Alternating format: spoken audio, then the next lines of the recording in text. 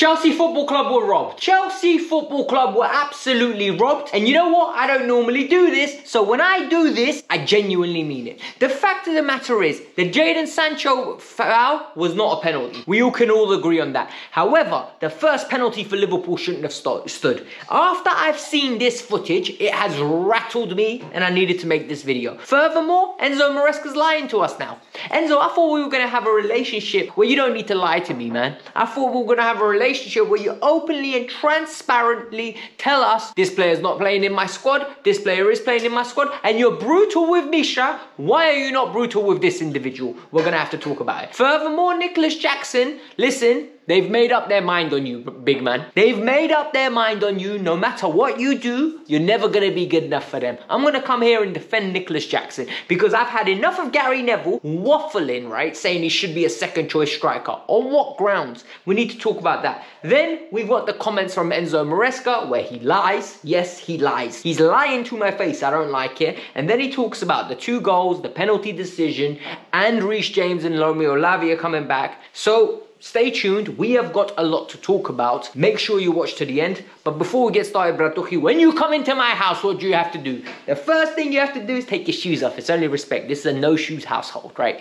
The wife is in the background. She'll kill me if I wear shoes around the house. So the equivalent is hit the like button. The first thing you do, you hit that like button. We get 1,000. Do it now, you will forget. Secondly, subscribe to the channel. It's the easiest thing to do to support the channel. Let's get started. For those of you that watched my channel for a while, I've been doing this for a minute. Nearly 5 years going strong on YouTube. What do I never do on this channel? I never come after games and say, the ref did this, the ref did that, we lost because of this, we lost because of that. Why? Because I believe there is enough time in the game for you to absolutely control your own fortune. But what I don't like is blatant robbery, blatant loopholes in rules, and I hate it when rules are not enforced correctly.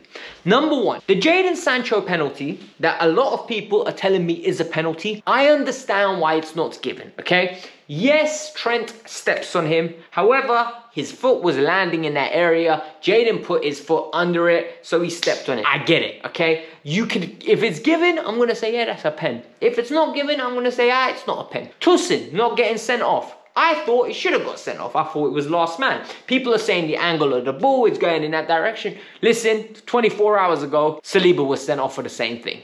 So I don't know what the rules are. What I don't like is what happened for that penalty. And I can't believe I missed it. I'm actually grateful I missed it. I would have been fuming even more than I was yesterday. The Curtis Jones penalty that he won where Levi Colwill kicked him shouldn't have been a penalty. Salah takes the shot. It hits Curtis Jones on the arm. Hence why the ball drops the way it drops. And then Levi has to react. For me, that is unacceptable. And I'll explain to you why. If the ball dropped and Curtis Jones slotted it in, regardless whether he intended to handball it and then he scored, it would have been disallowed. The rules are simple. If the player that scores a goal, the ball hits anywhere on his arm, the goal is disallowed. So why is the penalty not disallowed? Explain to me why the penalty is not disallowed. Because clearly, if the ball doesn't hit his hand and drop right next to his foot, Levi doesn't have to go for it. And if Levi doesn't have to go for it, he doesn't kick Curtis Jones. For me, this is infuriating. This is a clear, like, basic decision that they should be making. They reviewed it on VAR, they didn't see it, and for me, this has cost Chelsea in a big way. Because if that penalty doesn't get given, it's 0-0, it's a completely different game. And that's infuriating of the highest order. Now we need to talk about Enzo Maresca. Broski, I thought we weren't going to lie to each other. I genuinely thought I got a manager that's going to sit on press conferences and be blatantly honest. You know, I've heard him about Ben Chilwell, very honest, I like it. I heard him about Mudryk. Hey, Mudryk needs to improve. Misha knows where he stands with me. Misha knows what he has to do. I love it. I like transparency and I also like honesty. What I don't like is him looking down the barrel of a camera. Him staring at it and lying to me, because you are far too educated, you are far too talented, and you are far too accomplished as an individual to be saying this. He believes, and I quote, "I am very happy with Robert Sanchez. Robert Sanchez makes good saves and helps us build up from the back." What? On what planet are we good with Robert Sanchez? I'm sorry, right? There are elements where you're meant to defend your goalkeeper. There are elements where you're meant to be somebody that is supportive of your player. But you don't need to come out and flat out lie. On what planet is he making great saves on a consistent basis? What great saves? Yesterday, the ball's in his 6-yard box. Jones takes a touch. Jones took a touch in the 6-yard box. Sanchez, do I come and get it? What are you doing? What are you doing, bruv? Come and get the ball, and get the man. Absolutely clatter him. Give a penalty away if you have to. It's in your 6-yard box. Take control. Take charge, man. He did it. We concede that goal. Absolutely conceded. But for me, it's not the conceding of the goal that worries. I'm more worried when we're in possession. We're in possession. We're calm. We're moving the ball around the back.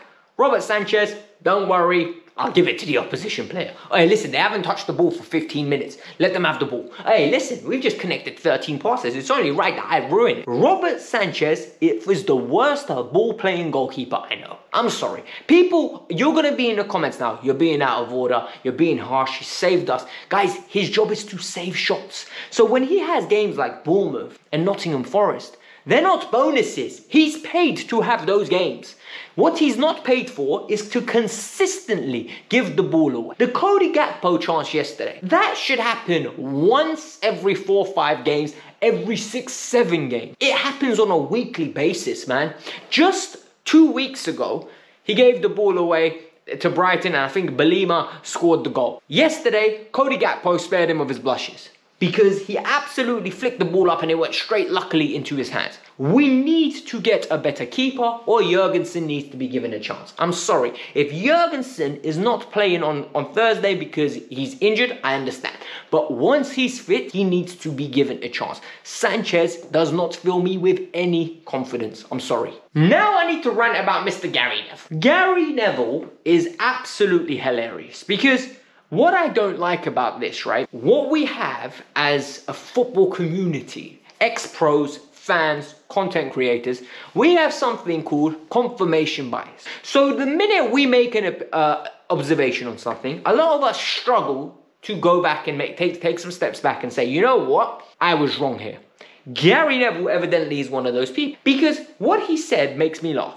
He says, Nicholas Jackson needs somebody that's world-class in front of him, because if he's a second striker, Chelsea can go and compete for leagues in the future. What on earth are you waffling about? Why was yesterday the game when Nicholas Jackson needs to be a second striker? He had one opportunity, one beautiful finish.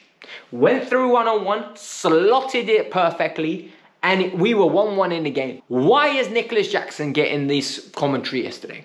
A few of you in the comments, oh, you see, we didn't sign Victor Osimhen. This is what happens when we don't sign. Bro, what did Jackson do wrong yesterday? Outside of he wasn't involved in the game as much because we weren't getting the ball to him. He held the ball up well. He scored a great goal. And this is no dig at Victor Osimhen, by the way. I've got no problem with Victor Osimhen. I'm just telling you from a Nicholas Jackson standpoint. First season in the Premier League, 35 games, 14 non-penalty goals, right? Non-penalty goals.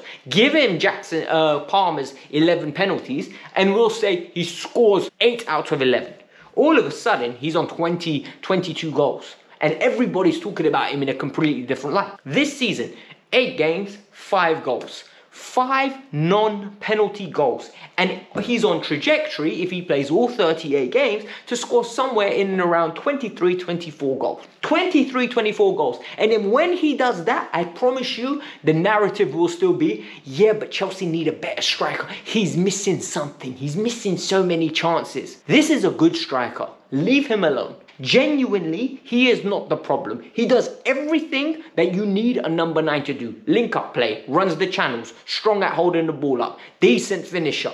He is brilliant at movement. He creates a lot of the chances based on his movement. Yet people want to be negative. You've got Gary Neville coming out with his confirmation bias every level. So I don't like it. It's nasty. It stinks. It's poor analysis. And there's a reason why channels like mine are growing. Channels like Matisse's, Eunice, and other community are growing. And because people don't want to pay a subscription and listen to people making generic statements with no observation of what's actually happening on a weekly basis. It is super, super frustrating. Now we need to talk about the final bits of what Enzo Maresca spoke about. And for me, I actually think he was in his press conference, outside of the lying about Robert Sanchez, because it was lying, he said a few good things, and I actually liked it. He's a sore loser, I can tell, and I love it. I absolutely love it.